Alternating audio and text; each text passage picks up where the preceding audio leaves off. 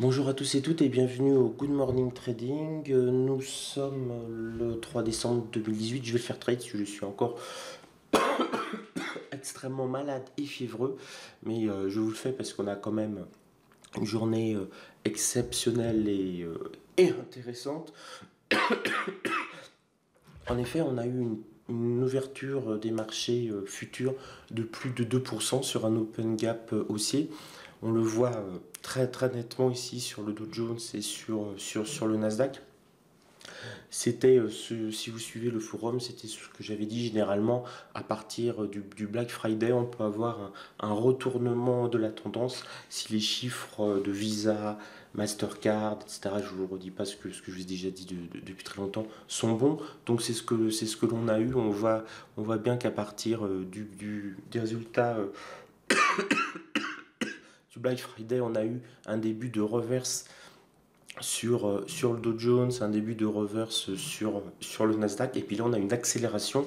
Pourquoi? Parce que au G20, on a eu de bonnes nouvelles. Alors les États-Unis et la Chine n'ont pas conclu un accord commercial, mais Donald Trump a accepté de ne pas augmenter les taxes sur les importations chinoises à 25%. Elles sont actuellement de 10, mais il avait dit qu'au 1er janvier, il est monté à 25%. Il y a un moratoire de 90 jours. Ils ont donc 90 jours pour trouver une solution. Et les Chinois s'engagent à acheter beaucoup plus de matériel agricole, beaucoup plus de denrées alimentaires américaines pour essayer de réduire un petit peu le déficit commercial qu'il y a entre les deux.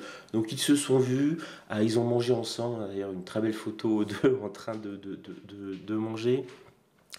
Ce n'est plus la guerre, là maintenant on discute et ils ont 90 jours pour trouver une solution, donc ça soulage totalement les marchés financiers, c'est pour ça qu'on a pardon, ce méga up. Et donc on a tous les indices européens qui suivent bien entendu derrière. On a le CAC 40 qui se rapproche des 5100. Donc soulagement, ça monte. C'est peut-être pas le moment de se mettre vendeur puisqu'on a, alors pour ceux qui ne le voient pas, on a quand même un sacré rallye puisqu'on était sur les 24 250 et là on est sur les 26 075. Donc on a pris 1800 points, plus de 1800 points sur le Dow Jones en 5 jours. Donc on a une moyenne de 360 points par jour sur le Dow Jones. C'est une moyenne de 1% et demi.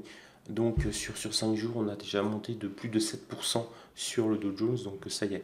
Maintenant même si on stagne, on a eu un rallye très concentré, classique, déclenchement le lendemain du Black Friday vendredi, bon résultat annoncé le week-end par Amazon Visa, boum, lundi, tendance à remonter. Et là, on a bien été aidé par le G20. Voilà. Alors aussi, parce que je l'ai lu, puis je le vois circuler sur Internet, tout ce qui peut se passer en France, émeutes et compagnie, ça n'a strictement aucune incidence sur le CAC 40.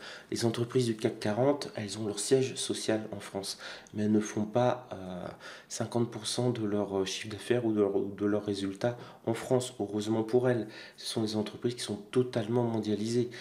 Si par contre en Chine la croissance baisse, là les entreprises du CAC 40 souffrent beaucoup plus avec un quart de la population mondiale qui va consommer moins que les petits Français qui ne vont aller moins acheter parce qu'il y a des troubles dans le pays. Ça les touche absolument pas du fait justement qu'elles sont réparties dans 192 pays et qu'il y a beaucoup d'autres pays qui sont bien plus importants que la France pour les bénéfices et le chiffre d'affaires de L'Oréal, de Total et de Renault. Hein.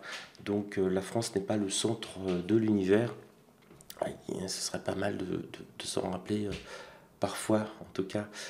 Ça appellerait un peu plus d'humilité dans certains commentaires de journalistes en ce moment. Voilà, donc je vais pas... Pardon, je sais pas si ça va être audible cette vidéo, mais c'est encore là où je tousse le moins. J'ai pris un antitussif juste pour la vidéo, c'est vous dire. Donc je vous souhaite une belle journée de trading. On est sur une phase vraiment haussière. On pourra peut-être encore avoir un petit effet supplémentaire avec l'ouverture de Wall Street. Donc je sais que tout de suite, dès que ça monte beaucoup, beaucoup de gens veulent vendre. Dès que ça baisse beaucoup, beaucoup de gens veulent acheter. C'est pas la bonne méthode. La méthode, c'est plutôt d'être dans la tendance. Donc regardez vos unités de temps.